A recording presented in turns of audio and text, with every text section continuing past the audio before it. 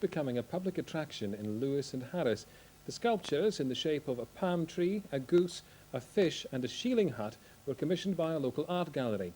They've been donated to households to serve as mail delivery boxes.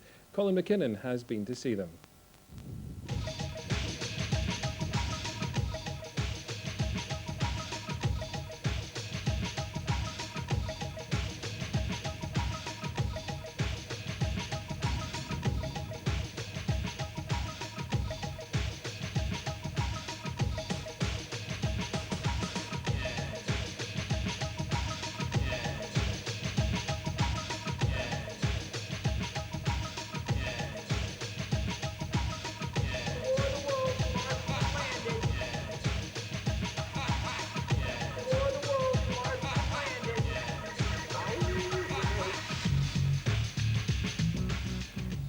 The story began here at the Unlounder Gallery in Stornoway, which commissioned the sculptures and where they were first exhibited.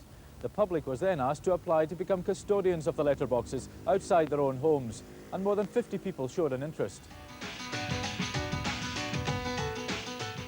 Ian Brady's fiberglass fish with gannets is seen by the gallery as a perfect example of how best to get art into the environment.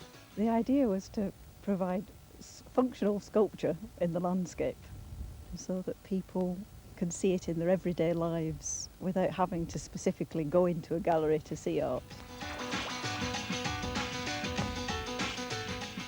The Royal Mail helped sponsor the letterbox project.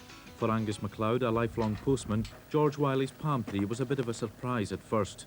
The first time I saw it was in the early morning. I was on my way to Callanish. I stopped just up at that gate and reversed back to see what it was, because I knew it wasn't there the day before. And I thought it's different.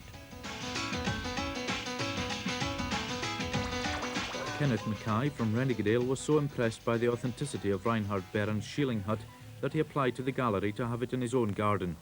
He sees it as a potential tourist attraction. It could be a copy of one of the shillings that were on the island at one time. So we thought it could be a tourist attraction in the place. Because there's a lot of people coming into the place now since the road was open, and we thought something like this would be something unusual.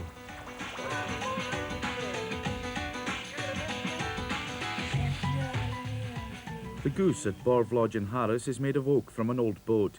It was sculptured by Steve Dilworth, an English incomer who has a rather macabre interest in reviving redundant objects and dead animals.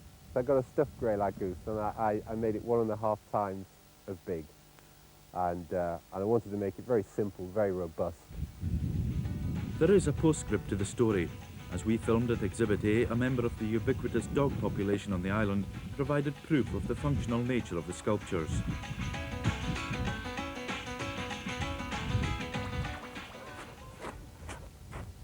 Colin McKinnon for BBC Reporting Scotland with Flash the collie in the Western Isles.